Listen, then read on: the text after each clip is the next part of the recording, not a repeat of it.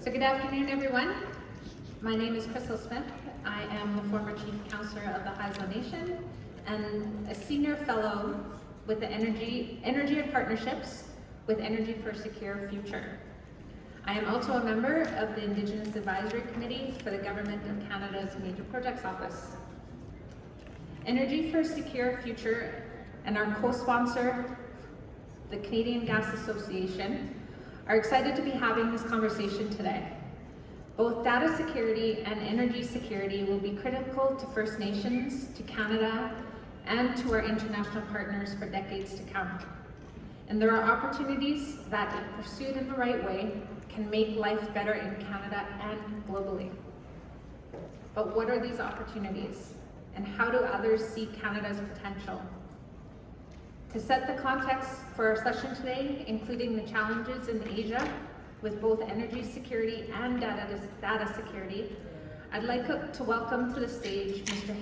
Henry Liu, Executive Director, the Economic Division of the Taipei Economic Cultural Office in Canada, which represents Taiwan in Canada.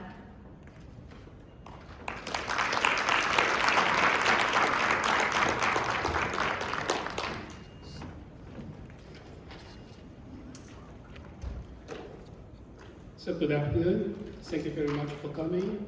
And first, I'd like to thank the invitation of ESF to me and my office to represent here.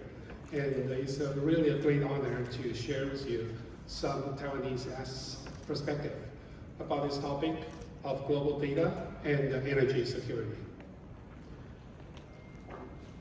First, I would like to give you a 1 minute crash course about Taiwan. Maybe you don't know too much about Taiwan, because Taiwan is so small that sometimes people kind of overlook where is Taiwan. Taiwan is located between Japan and Philippines, a small islands, about a little bit bigger than the Vancouver Islands.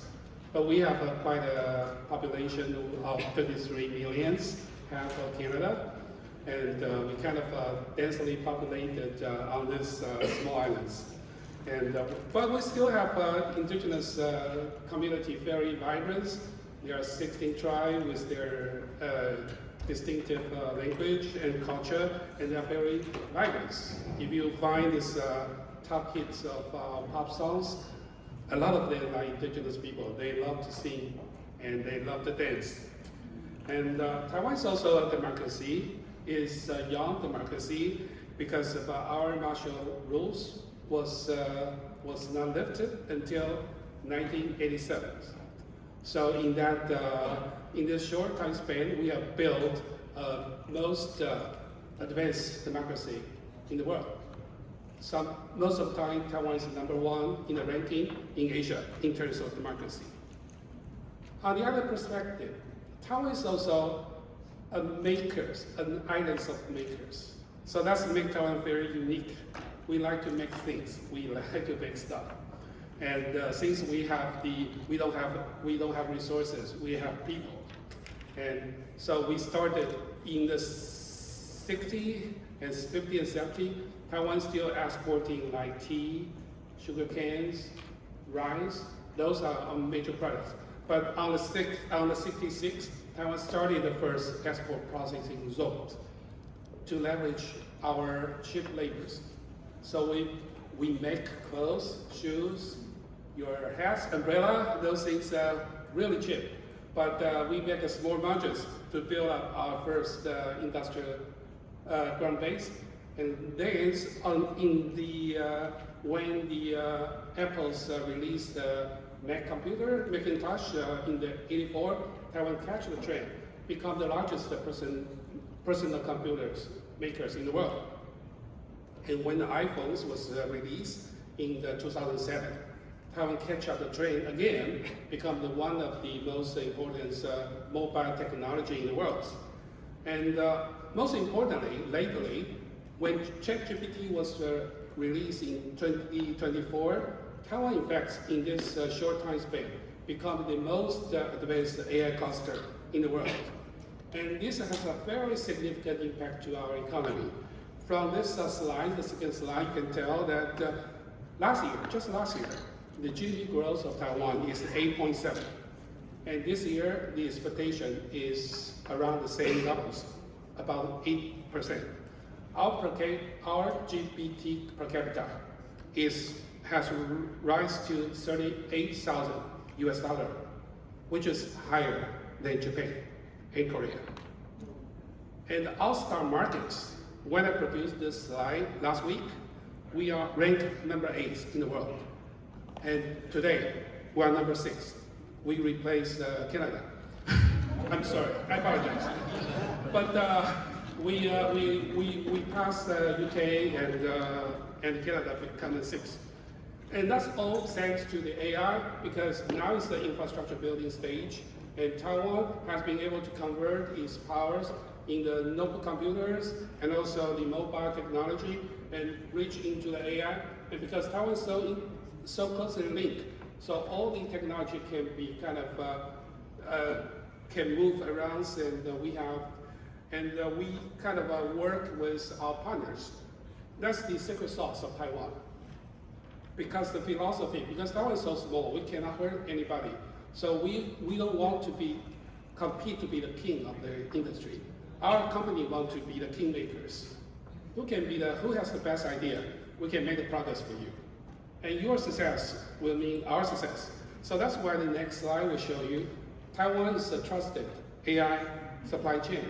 So that TSMC, for example, TSMC is the supplier of the 8 top US IT company worth more than $1 trillion.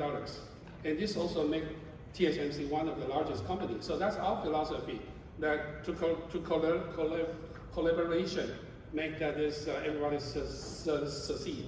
So in the next slide, there's a complicated picture, but it basically shows that Taiwan can build this data center, and but we still have one missing piece, which is the energy. Because Taiwan do not have energy, we have, in fact, unfortunately, we have 98% dependency on, 95% of energy import dependence. And we have to import a lot of LNG, which is 50% of our electricity, and coal, we still burn coal, 30%, only 20% of the renewable. And so this means that this something really is the advantage of Canada. So on the next slide, you can see in the North America continents, we have been able to make the third largest trading partners of Mexico, the fourth of the US, because we build the AI supply chain with these 2 countries. But with Canada, because we don't have this kind of supply chain partnerships, we are still number 15. So in this case, my proposal, which is I started this dream journey with Shannon last year, end of last year. I told her my dream, and unfortunately, she believed in it. And so that's why I'm coming here to share with you that I hope that, because we started with something like export the LNG to Taiwan, and will be one of the approach. But you can see there's so many challenges, not only the pipeline, the vessel, but also these terminals. And in this case, I will say that there's another approach which is more high valuated, which is that we would love Canada to develop data centers. And Taiwan can help to build these infrastructures. But after building this, Taiwan can be consumers of this computing power, because we believe in Canada. Canada now has become a symbol of reliable partners. And we believe that Canada can offer service not only to Taiwan, but also to the world. And last but not least, I want to talk about the Indigenous cooperations. We are the partners of IPECA, which stands for Indigenous People Economic Trade Cooperation Coalitions. And this is the international framework of New Zealand, Australia, and Canada and Taiwan. We have some proposal ongoing, and bilaterally, my office also started some project with in Manitoba and also in BC. And here is venues I would like to pitch that if you would be pleased to think about Taiwan is a makers, you want to find a makers as your partners, please reach out to us. We'll be happy to be your most trusted partner. Thank you very much.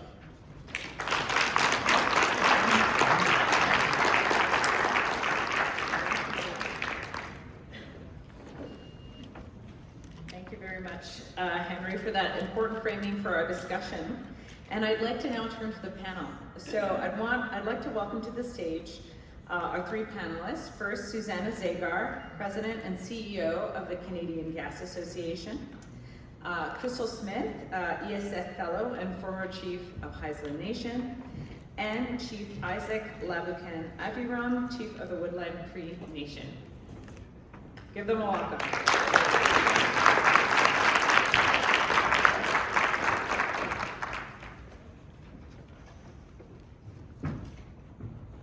All right.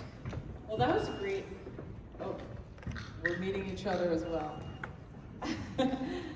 So that was a great, I think, kickoff from Henry about what's going on in the world. And I think many countries are in the same situation as Taiwan. But before we kind of get into the global situation, I wanted to ask each of you to share a bit about your organization and why you care about the issue of data security and energy security. And I'd like to start with Susanna. Excellent. Thank you everyone for joining us here today, and thank you, Henry, for that really quick tour of Taiwan and why Canadians across the country should be so interested in what's going on in your jurisdiction. Canadian Gas Association is over 100 years old, founded in 1907, so we're getting there, almost 100. And we represent natural gas utilities across the country. Utilities there that deliver deliver energy to 20 million Canadians every single day.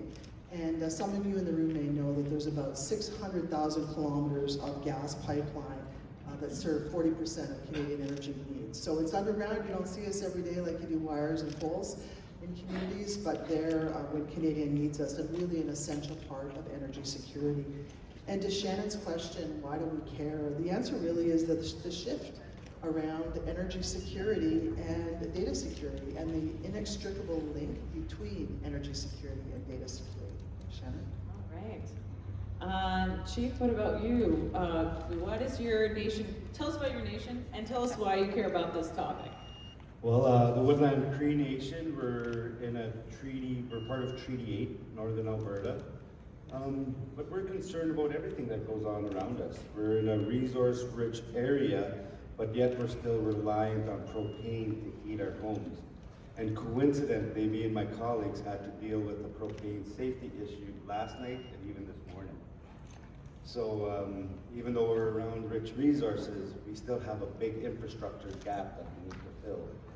And for data security, well, we know it's the future, right? And so my mandate as chief, I'm just looking at our mission statement here. So we, the Woodland Cree people, will develop and maintain a self-supporting community for our children, which respects the individual, all people, the environment, and other communities. So this is just part of my mandate as chief, is to make sure that we are on top of everything, learning from the past, the present, and try to plan on what a good future looks like. Right on, and we're going to come back to this community energy thing because I think there's a lot to explore there. Crystal, why do you care about this? Why did Haisla care about it and get involved in projects? Tell us your story. Thank you, Shannon. Are you sure that propane emergency wasn't the alarm happening here in the hotel last night? I accidentally smudged at 4 in the morning. Just joking. Sorry, it was a horrible joke. My name is Crystal Smith. I am the former Chief Councillor of the Haisla Nation, which is on the other side of this country on the north coast of British Columbia. I am the former first board member, one of the first board members of Cedar LNG, which is the first Indigenous majority-owned facility of its kind in the world, we announced a positive final investment decision in June 2024, and every time I go home I get to see the advancements and the construction and cannot wait to see the ship come home. In terms of the question around why our community felt it was necessary to become a part of the LNG industry and the activity that was happening in our community was, for far too long, our communities have sat on the sidelines and essentially wasn't by our choice to sit on the sidelines.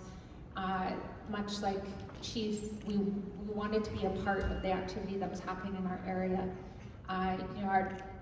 The industrial development that happened in my community in the 50s, there was an aluminum smelter, a pulp and paper mill, There was a methanol facility, plus all the other activity that was happening with fisheries, forestry, and we had no part in it. We got to sit on the east side of the Douglas Channel and watch a community that was 11 kilometers away from us prosper while we sat in poverty. And I'm very fortunate for predecessors, other chiefs from across this country that fought very long, tedious battles to get our nations to where we are today, to be able to participate. And very fortunate for an industry such as LNG to come and take a look in our territory and say there was an opportunity there.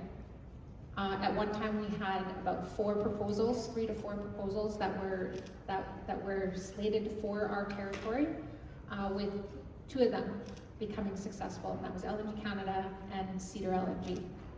And we wanted to be part of it. We wanted to share and a say. And that saying comes from a chief counselor that served in the 70s for my community. And we fought very long and worked very hard to make that reality come true with LNG Canada and now Cedar LNG. And essentially what we wanted to do was invest in ourselves. No other level of government is going to come and save an Indigenous community when it comes to the poverty, the suicides, and everything else that we have to deal with in our communities. It's up to us.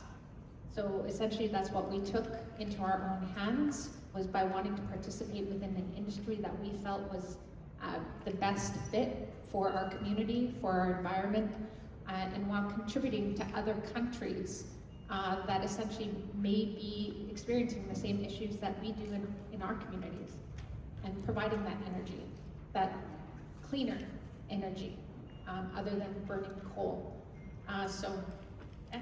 Right on. Okay, we're going to dig into more of this, Crystal. So, at the beginning, Henry painted an important picture of realities and opportunities for Canada and Taiwan, and I think that would apply to other countries in Asia. Some of, not Crystal, but some of the leaders in Energy for a Secure Future went to Japan, also a big energy importing country, looking for partners. So I'd like, each of you to speak to what you think these opportunities mean for First Nations communities in Canada. Maybe Chief Isaac, will start with you. I know your nation has a big vision. So tell us, when you hear countries like Taiwan talk about what they need and how they want to work with Canada, what do you think it means for your nation and nearby nations? Well, just like Crystal, we have to be involved.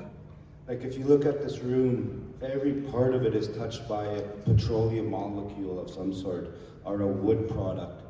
Like, civilization has to work with resources. And as First Nations, if these resources come from our territories, well, we want to hold a high environmental standard.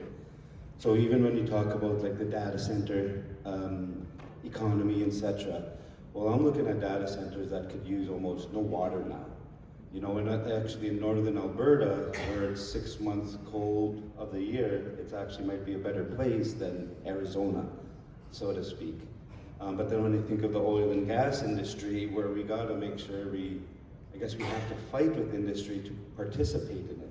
And that's why we want to have equity ownership in this stuff now, so we don't have to fight, but where we could coexist and create jobs, continue to hold an environmental standard, to create a future, and to have that economy come back so we can take care of our elders, our children, and to continue to provide a better quality of life for the future, for the unborn.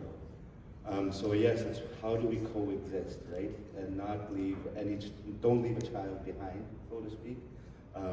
Build healthier, happier homes, create education, create good corporate values, so these companies can continue. Like when you hear of a gas company that's been around for over 100 years, and as First Nations, we've been around for 1,000 years. So we definitely need to be actively participating in this stuff in a positive manner, and just to continue to improve. And I think that's what our mandate is as leadership, is to do our best, plan for the future, remember our cultures and our past, and continue to sustain the global vision, because it's all one big fishbowl, to kind of explain it in that way, right? Yeah, yeah. So, you know, a share and a say, an opportunity to do things environmentally, to benefit from these resources. Susanna, how do you see the opportunities? How does CGA see the opportunities? Yeah, thanks for that. I mean, I think the opportunity that's present in this very moment is closing that gap. So in my response to the first question, I talked about the 20 million Canadians who are served by natural gas. That means that there's a lot of Canadians, particularly in rural and remote communities, up to 20% of Canadians, 8 million Canadians, which don't have that same access. And so to your point, Chief, like the ability to actually make sure we're taking care of ourselves in Canada and thinking domestically about the opportunities there to create that level playing field and enable economic development in a way that is truly meaningful. One of the stats we talk about a lot at the Canadian Gas Association is the fact that we have more than 200 years of natural gas supply in Canada. You know, you think about the world that's been changing around us in the last 12, 15 months, even in the last 6 months. 200 years of natural gas supply is a good thing to have in a country that's as diverse as Canada is. But it's only a good thing if we're actually capitalizing on that and making sure that we're sharing the access and the opportunities that come from natural gas, affordable, resilient, and reliable. Thank you. Right on. Crystal, I wonder if you could dig into, we've done some other workshops where we've talked about, you know, why should you do this? And how will it really work for us?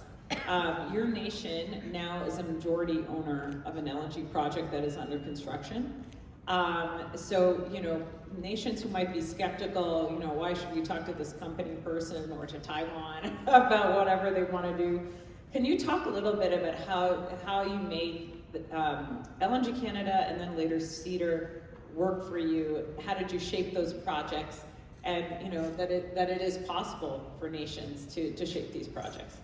I think one, you know, the community involvement was I think the key and the most important component of the work that our community did, and having a consensus among 2,000 HISA members, regardless of where they reside, gave the mandate to the leadership to be able to approach and have a vision. Now, where I talked about the other developments that occurred in our territory without us, so our people weren't new and didn't see industrial development necessarily, further industrial development necessarily as a bad thing. They just wanted to have a part, they wanted to have an opportunity, they wanted to have a career for our children and our grandchildren. Much of an opportunity that wasn't provided to that generation. So community engagement, along with proponents, along with third-party people that had expertise in their area, to relay very transparent, very true, very honest information about the projects, so that they can learn at the same time that our leadership was, so that they could make their informed decision and then develop that consensus. We own a parcel of land that's still undeveloped, but in the 80s, our visionary leaders at the time had done a community referendum to designate that as a parcel of land that would be for industrial development. We then later on started doing that work with individual impact benefit agreements, again having a consensus among our people to vote on whether or not that impact benefit agreement was sufficient enough for them. So constant community engagement, much what we expect from proponents coming into our territories for us to make an informed decision, we were doing that with our people. They were growing, they were learning very much alongside of us. So that's the industry proponent side. Now the way I view chief counselor's roles is you're not in comparison to a mayor of a municipality. You're more of a comparison to a prime minister, in the sense that we have the role of looking after education, housing, everything that happens on reserve. Our leadership is responsible for that.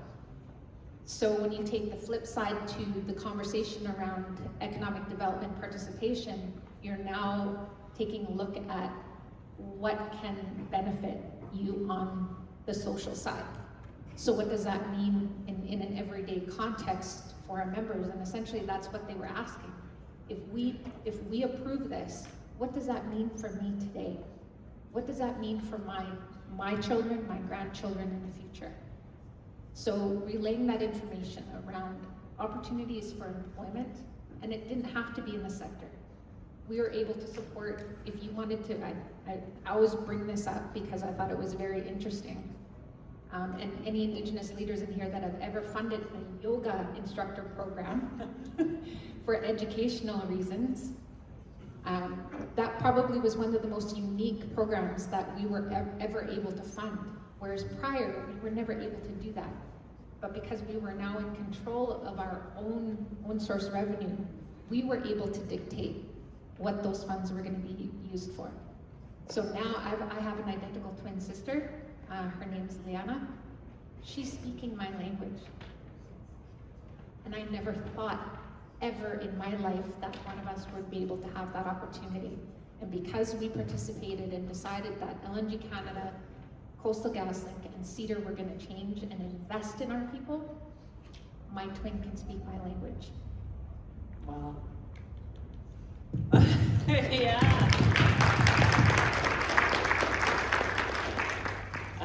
Chief Isaac, I want to explore similar stuff with you. You and I first met each other because your nation wanted to get a natural gas connection to your homes because you were paying a lot to heat your homes. Now, you know, Alberta has a data center concierge service, and your nation is looking at lots of different opportunities. You know, how are you going to approach this? How are you going to approach this with your membership? Like, how do you look at these opportunities, and what do they mean? Like, what's the why for your community individually? Well, just like close to what Crystal had said, so with being a treaty nation, we have a relationship directly with Canada. But due to the treaty financial, the Indian Act system, I call it administration of poverty. So just like Crystal and other First Nations across this country, we want the own source revenue so we can better our children's education system. A lot of Canadians might not know that even though we have a treaty right to education, at one point our children were looked at as $50 to every other citizen in Canada. Meaning that when I was going to school, my nominal role is I was getting $7,000 per head, but a public school right next to us or either side of us was getting $14,000 a head. And then when that child identified as Indigenous to these public schools, that school got an extra $5,000 a head. Yet we have a treaty right to education. And even to this day, so when our kids get educated at home, and I'll use my daughter for an example, she still has to upgrade after she graduates because we don't have the biology, the sciences, and those teachers to come into these isolated communities. With own source revenue, we could change that. With own source revenue, we could invest in our children's even recreation. You talk about yoga. Well, we have awesome hockey players, etc. You know, we want to invest in the dancers, the cultures, but the only way to do that is with own source revenue. So I guess it's developing trust within community, developing trust and understanding of what's going on in the environment. Because one of the interesting things where we want to put a data center is where there was stranded assets.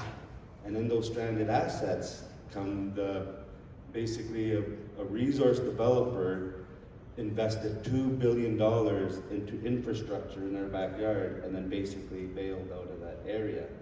So you could either reclaim it, which costs money to reclaim, or you can do something positive with it that could create revenue, jobs, and a long-term sustainability. So for me, it's a no-brainer, but you gotta get that understanding into the community. And once the community is on board, and then it snowballs. It just keeps going and keeps perpetuating opportunities and trust and all that good stuff. Right on. So, you know, the two of you have spoken a lot about building consensus within the community. Susanna, your members have done a lot of partnership work to create multipliers. Can you speak about that?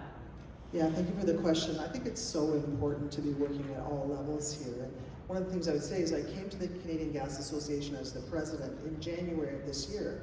But for the 5 years prior to that, I was Ontario's energy regulator. I was the CEO of the Ontario Energy Board, which meant that I regulated all aspects of generation, transmission, and distribution in Ontario, which is one of the largest economically regulated environments in North America.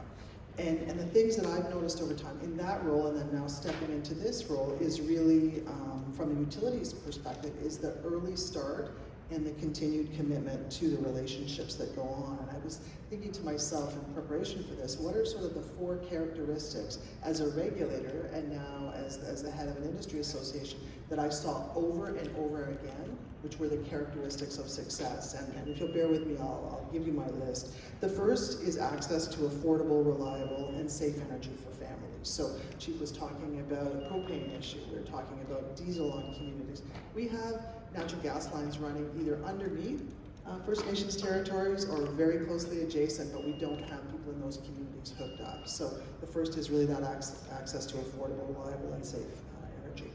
The second is really a commitment to employment training and opportunities for local business. It's not a quick hit. It's not just to come in and get the project done and build and get out of Dodge. It really is thinking in a holistic way about the social characteristics of success that include this education, training, and opportunities. The third piece is really the infrastructure that supports long-term community growth. Energy projects aren't built overnight. The CGA was formed by a group of engineers in 1907 looking at the criticality of infrastructure.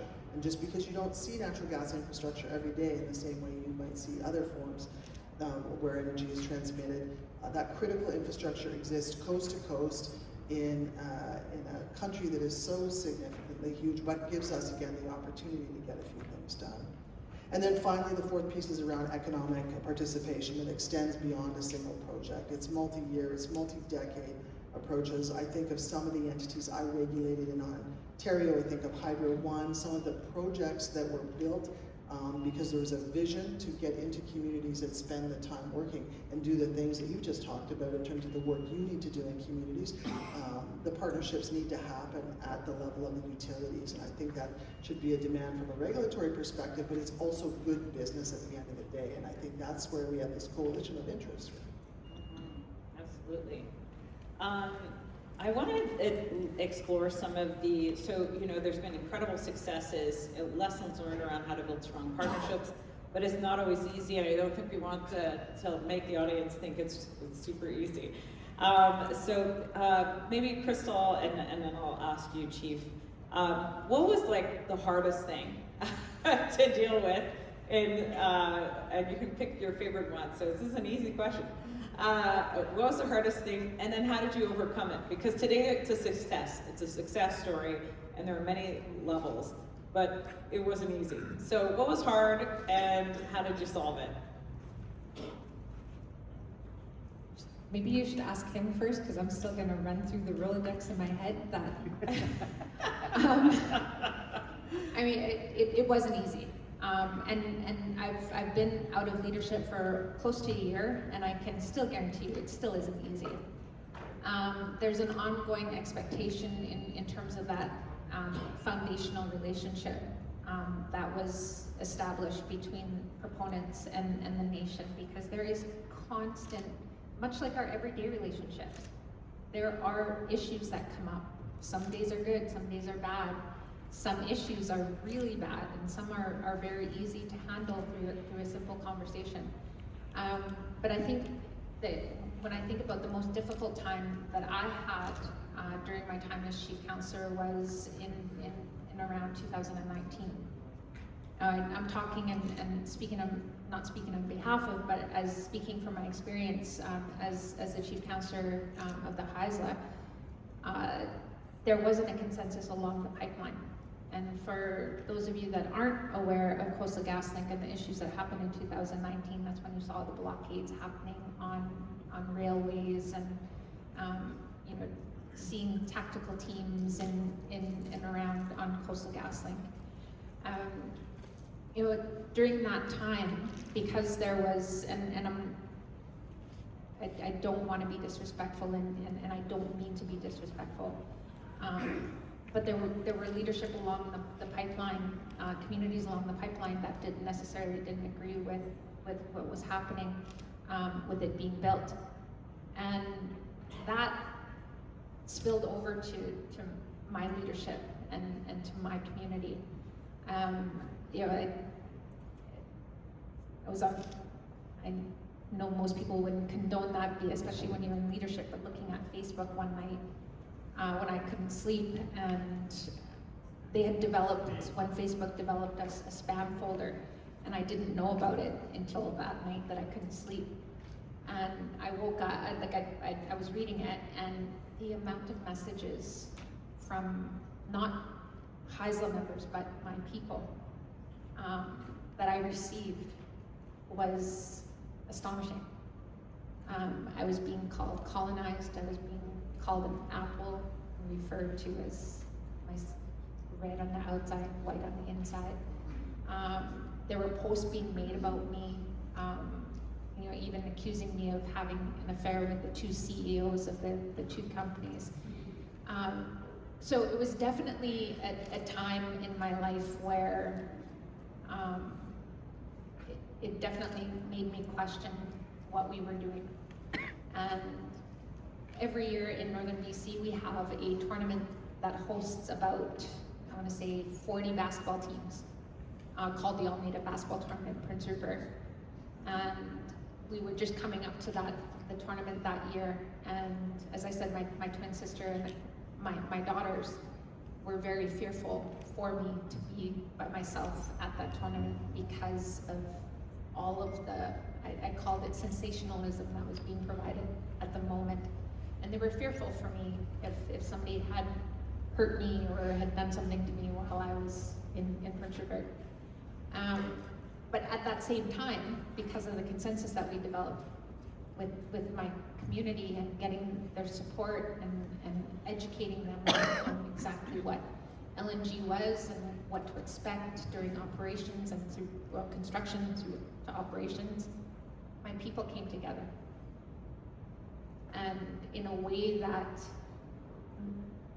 at the same time I was thinking, are we doing the right thing, made me realize we are doing the right thing. The amount of people that showed me support through that week, that showed one another support during that week, not just in Prince Rupert, but back at home, to say, we are not sellouts. You will see that we are investing in ourselves. And I think the opportunity that we had to establish other relationships with communities around us is a massive opportunity as well through these projects, is doing the reconciliation between neighboring communities, being able to partner and be able to see the same success that you see directly in your community to a neighboring nation that may not have that opportunity being built directly in their territory. Absolutely, finding ways to reach out and share the success, and I think that's an important thing too for industry to know the work nations are doing to build relationships with neighboring nations to help projects be successful. Chief Isaac, what would you say? What's tough and what's made it work? Well, nothing good comes easy. It's a challenge every day out there. We fight industry to get the work. We fight industry to be environmentally solid. Yeah, I almost got thrown in jail for sticking up for our treaty, because industry was blatantly lying to us. And the way we found out was actually in the corporate media, when they kind of boast about how their projects are gonna do. And yeah, so that's but that relationship with industry hopefully gets better when they know we are willing to stick up for ourselves, our rights. And Canada is so diverse, right? Like from the West Coast to Alberta to the East Coast over here, there's many different relationships with difference within the tribal councils, nation to nation relationships. But definitely challenges every day. But that's why we're here, right? We're here to take on those challenges and figure things out. So Good work, Crystal. You know, I brag about you. I'm saying, hey, I know that, former chief. But we're doing it for the future, and to also show industry that, hey, we could partner, we could work together. We need to find ways to coexist, because industry needs us, right? And we need them. But it's a matter of making sure that that respect is there, because if there's no respect, then there's no relationship. Right. Yeah. Susanna, this was not on my pre-list of questions. So, any thoughts you have from an industry perspective, CGA, or even as your time as a regulator, the hard things that actually can be solved? Yeah, you know, as Chief Isaac was just speaking, I've said often, in regardless of what role I've been in, is that if any of this was easy, it would already be done. It would be done, and we'd be on to something else that's hard. This is not done. And pick your this, you can define this in many different ways. Things that aren't done because they're not easy. What I'm super optimistic about is the opportunity that Canada and First Nations have with the sophistication of partners coming to the table to really extend our opportunities around energy security, the data security that we've been talking about. Like, this is our moment, and we better seize it. You know, there's people in this room, some very impressive speakers we've already heard this morning, and many that we're going to hear for the next day and a half. There are some incredible leaders in these rooms, and this is our moment to take this to the next level. So I would say I bring that optimism and bring that readiness to roll up sleeves and get this done, because this is what we need to do. I'll just say that. Yes, you can say whatever you like. You know, in 2000, and when we first started these initiatives and started talking about LNG, they weren't easy conversations to have in any room, other than with proponents. And not to say that was easy, but the environment and the politics of the day did not align with what our vision was to utilize our lands for. You know, when I think about what is occurring now geopolitically, when you're talking about, you know, Canadian sovereignty, our Indigenous communities have been shouting that for years. So I think listening to Indigenous leaders about being sovereign, I think you get a lot of advice, for one. But going back to that, the opportunity that we have to seize, I've been saying that for years. Our community and our leadership has been saying that for years about LNG. And, you know, as I was ending my term as the Chief Councillor, to see the shift and to actually hear the BC Premier say LNG in a speech, I wouldn't have as many gray hair and wrinkles on my face had that been 5 or 6 years prior. And to be able to say that we were saying those, that we called these once in a generation opportunity. And now where we're at as Canadians, where we're at as Indigenous communities, and when I talked about, you know, our predecessors that literally fought, that literally lost their lives to either want to have a say or a share in what was happening in our territories. We owe it to them. We owe it to our grandchildren in order to start actually seizing these opportunities. We owe it to one another to be successful, and when's another opportunity? And when you think about the economics of Canada, and when you think about it from an Indigenous perspective, when we're talking about how administering poverty, if we do not get this right this time, our communities get hit hard. So our leadership of today, we need to come at this thought process of this opportunity that's in front of us, and think about our next generations and how we want to see them thrive and not just surviving anymore.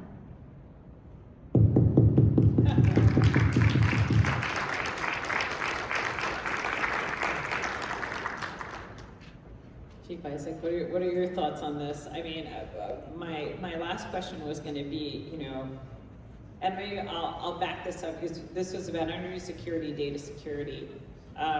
All of these things involve energy, land, water, infrastructure, things that impact locally in important ways, but have opportunities in important ways. So, you know, what's your biggest takeaway for First Nations who are thinking about data and energy security and how to make the best of the opportunity Crystal's talking about? Well, Crystal said it all. Just do it. Get involved. You know, if you're a leader today, you got to do something, not just look busy. You got to be able to figure it out. We're very sophisticated human beings. You know, we're able to figure things out, have tough conversations, look at what the needs and what the difference between the wants are, right? We all need to have our children in good places, no matter where you come from. We all need to have the environment sustainable and create life, because we all need it. We all breathe the same air, you know, but definitely need to be also respectful. Respectful is an important thing nowadays. If you look at the media, the social medias, and how much some of this stuff really twists the narrative of reality. I'm not on Facebook, thank goodness, even though I want to do data centers, you know. But there's also a good thing with data centers of how we could modernize and safeguard some of our languages, our cultures, our history, you know, and keep it hopefully for a long time. I want to go back to some of the gas infrastructure and how you're right, like how in a First Nations community, I don't understand it, of how a gas pipeline could go right past the First Nations community, but yet hit the town that's past it and come from the town that's behind it. And for Woodland Cree, for example, we wanted to build a rec center at one point, but the rec center became not feasible because of the no access to natural gas. So propane is 10 times more costly than natural gas. So obviously that takes other opportunities away. So obviously we're close to getting natural gas though now, but that's how many years after the fact. Infrastructure. It's just like a vehicle. Once you take that off the parking lot, it starts to deteriorate. So infrastructure has to have some type of continuous investment into it. And investment comes from work opportunities. Canada's still a developing nation. Canada has a lot of resources. And unfortunately, the world needs a lot of resources, and especially some of the, whether it's natural gas, oil, and again, going back to Taiwan, how many stuff are built within different countries, you know, so yeah, I'd say you gotta just get involved, figure it out, work collaboratively where you can, go from there. One day at a time, one step in front of the other.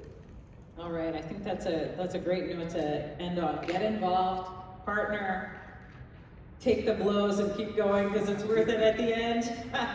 I'd like to thank our panelists today, Susanna, Crystal, Chief Isaac, for sharing your expertise, Henry Liu of the Taipei Economic and Cultural Office in Canada for your important global framing. Canada is not a little island. We can really change the world, and in changing the world, make things better in our communities, and that is worth it. I want to thank all of you for being part of the session today, and please don't hesitate to come by the joint Canadian Gas Association and ESF booth. We'd love to meet you. We'd love to show you the research we're doing. CGA just released a great report on access to energy in rural communities Susanna spoke about. This is something we have to work on, and so we'd appreciate all your help in telling the Government of Canada to listen to CGA. Thank you so much.